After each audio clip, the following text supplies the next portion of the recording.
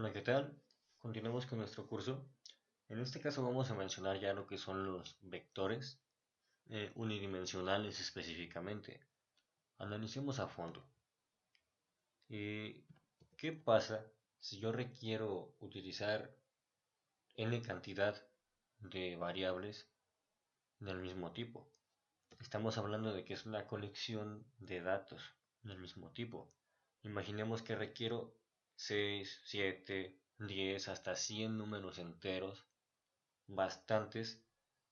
¿Cómo puedo yo declarar tantas variables sin estar desperdiciando tanto código? Bueno, ¿de qué me sirve? En realidad no puedo decir a uno y luego esto estarla copiando y pegando y pegando y pegando para modificarle el índice, que sería a2, a3, a4, a5, a6, a7, imaginen, o sea, yo puedo estarme extendiendo toda la cantidad de veces que quiera solamente por requerir 20 variables de tipo entero.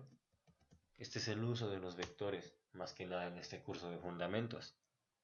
Un vector podemos imaginarlo como un paquete, es un paquete, una conexión de tipos de datos similares. Es decir, cuando hablamos de un vector, nos referimos específicamente a un vector de tipo enteros, un vector de tipo, bueno, enteros, flotantes, de tipo de cadena de texto, de caracteres, etcétera, inclusive vector de objetos ya compuestos, tipos de datos abstractos, todo dependiendo de la necesidad, obviamente. Pero esto nos facilita bastante las cosas porque, bueno, como ya lo notamos, imaginemos que tengo que declarar 20 números enteros. ¿Cómo lo voy a hacer? Pues específicamente con un vector. Bueno, ¿cuál es la sintaxis para declarar un vector? Pues sería el tipo de dato, el nombre de la variable y lo igualamos. En este caso tenemos una opción.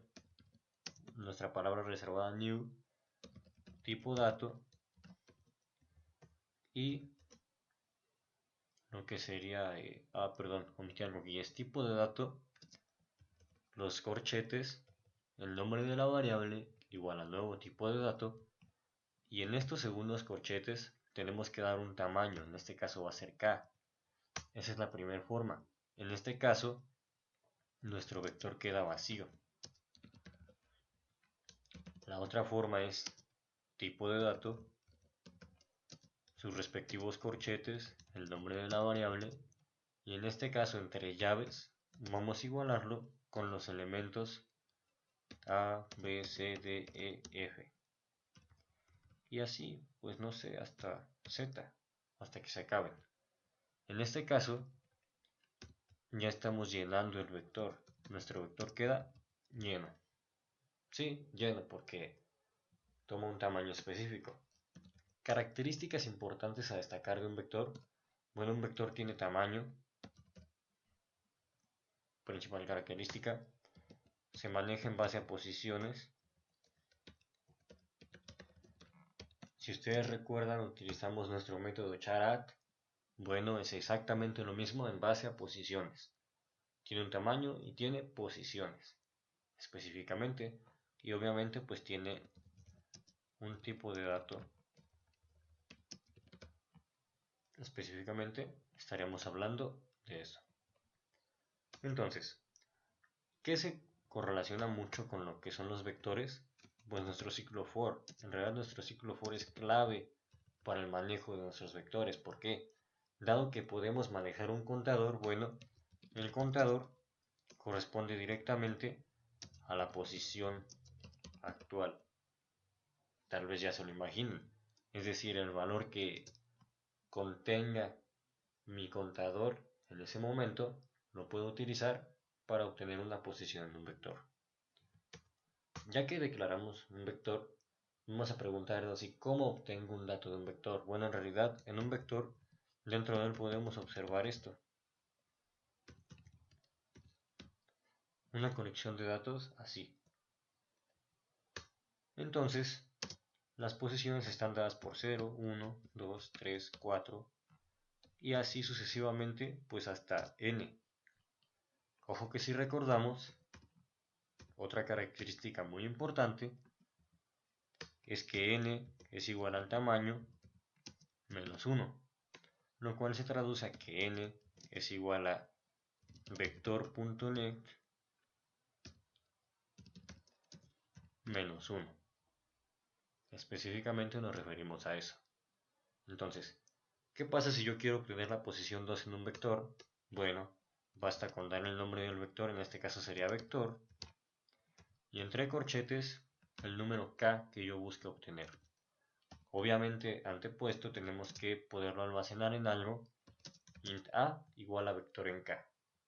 Si estamos hablando de un vector de tipo de cadenas de texto, pues string b será igual a vector en k. Esto es básicamente lo que tenemos que destacar antes de comenzar a manejarlos. Vamos a declarar un vector de tipo cadena de texto, bueno, un vector numérico.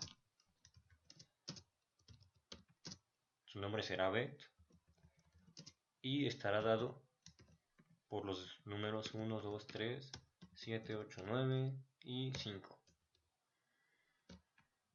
Así. En este caso mi vector ya quedó lleno. Ahora vamos a comenzar a obtener lo que serían los números en cierta posición.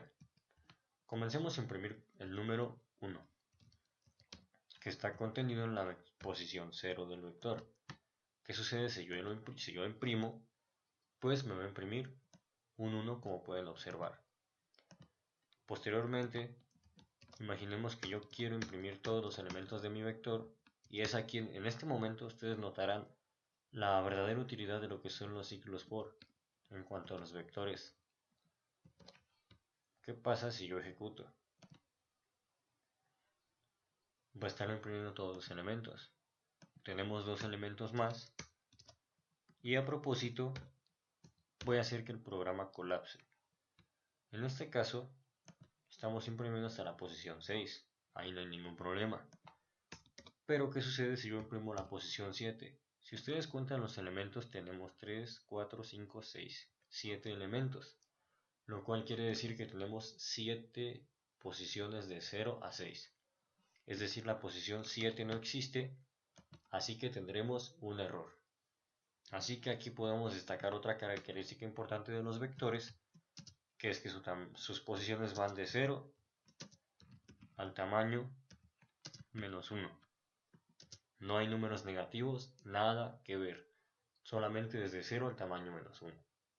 Ahora, ¿qué utilidad tengo yo para poder almacenar lo que serían, para poder mostrar en pantalla estos datos con lo que es un ciclo for? Probablemente ya se adelantaron e intentaron hacerlo, pero vamos a inicializar un contador, como ya vimos la clase pasada.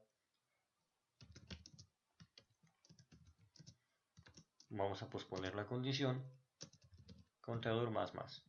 ¿Qué estamos haciendo con esto? Bueno, específicamente vamos a recorrer desde 0 a la última posición de lo que sería mi vector. En este caso, para obtener la última posición, recordemos que es esto que tenemos aquí, vector.length menos 1. Vect.length menos 1. Pero, ¿qué está pasando con esto? Si obtenemos .length menos 1, estamos obteniendo en este caso que esta es la última posición. Entonces mi contador no puede tomar esa posición 6. Es simple lógica de cómo se está comportando esto. Entonces, dado que no puede tomar esa posición 6, imprimirá hasta la 5. Así que por ello este menos 1 está de sobra. Lo que sí es válido es que hubiésemos utilizado nuestro operador relacional menor o igual. En este caso llega hasta la posición 6 y funciona. Vamos a dejarlo así, que sea menor o igual. Entonces vamos a hacer un incremento y vamos a imprimir nuestro vector en la posición contador. Vamos a ejecutar para que observen que el comportamiento es exactamente el mismo y se limita a llegar hasta la última posición. ¿Qué pasa si yo elimino este menos 1? Creo que por intuición sabrán que se va a exceder de la posición y tendremos un error. Entonces, Cuando estemos manejando vectores, en este caso, hay que tener cuidado con las posiciones, es decir, no excedernos en cuanto a lo que es su tamaño. Vamos a manejar ahora lo que va a ser un vector de tipo string, que va a contener nombres. Perdón, los corchetes. Y vamos a inicializarlo ya con nombres precargados que sean Luis, Marco, Javier. Entonces, vamos a imprimir. Ahora en lugar de utilizar un for, utilizaremos un while, que no es lo más correcto, pero es para poder implementar un poco. Inicializamos un contador en 0 que va a estar de apoyo en el while y haremos un while. Ok, while. Siempre que contador sea menor a mi tamaño del vector, que sería nombres.length, siempre que sea menor, vamos a imprimir la posición respectiva del contador. Perdón, no es vect, es nombres. Nombres. Para después, al contador, darle un incremento. Si ustedes observan, va a imprimir Luis, Marco y Javier en su respectivo orden. Entonces, este es el comportamiento de un vector. En resumen de cuentas, es una colección de tipos de datos iguales, del mismo tipo. Lo cual nos facilita, imagínense, si yo no utilizo un vector para poder declarar cada una de estas cadenas de texto, pues estoy utilizando más espacio, más variables. Entonces, no es lo óptimo. Esa es la utilidad de lo que son los vectores. ¿Qué pueden hacer los vectores? Vamos a regresar a nuestro vector de tipo entero que ya teníamos con el control Z. Ok. ¿De qué nos puede servir un vector? Pues en realidad de muchísimas cosas, porque a final de cuentas pues pueden llegar a ser bastante útiles. En este caso vamos a hacer un ejercicio rápido que va a ser la suma de los elementos. Elementos de un vector. Para ello vamos a utilizar un ciclo for y dejamos nuestro contador en 0, siempre que el contador sea menor a el tamaño del vector, damos un incremento al contador.